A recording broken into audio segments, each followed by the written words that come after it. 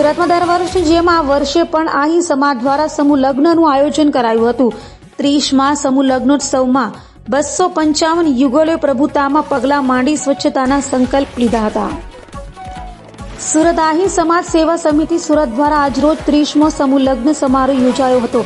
સુરત પર્વત પાટિયા ખાતે આયોજિત આ ભવ્ય સમૂહ લગ્નમાં લાખોની સંખ્યામાં સમાજના વડીલોએ હાજર રહી 255 દીકરીઓને આશીર્વાદ આપ્યા હતા।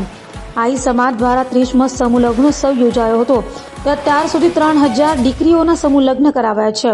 એટલું જ નહીં પણ આ સમૂહ લગ્નના અતિથિ એવા ભાજપ પ્રદેશ પ્રમુખ CR પાટીલે વ્યસ્ત સમયમાં હાજરી આપી તમામ દીકરીઓને આશીર્વાદ આપ્યા હતા। જય દ્વારકાધીશ। હું Manisha Ahir, hospital committee chairman. આજે મને કહેતા ગર્વ થાય છે કે આજે મારા આહિરના આંગણે, અમારા આંગણે દિવ્ય અને ભવ્ય આહિર સમાજ આયોજિત 30મો સમૂહ લગ્ન સમારોહ ગોડાદરા વિસ્તારમાં યોજાયો છે, જેમાં 255થી યુગલો આ સમારોહમાં જોડાઈ નવજીવનની શરૂઆત કરી છે।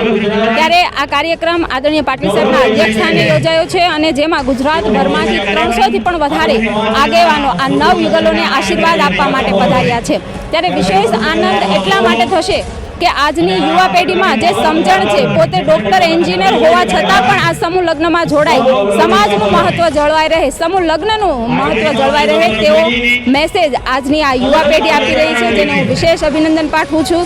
આ આયોજન કરનાર આયોજક ટીમ લગ્ન સેવા સમિતિના પ્રમુખ ભાઈ શ્રી જીતુભાઈ કાછડ, રમેશભાઈ, ભૂપતભાઈ કનાળા, તેમની સમગ્ર આયોજક ટીમે ખૂબ સુંદર આયોજન કર્યું છે, તેમને વિશેષ અભિનંદન પાઠવું છું।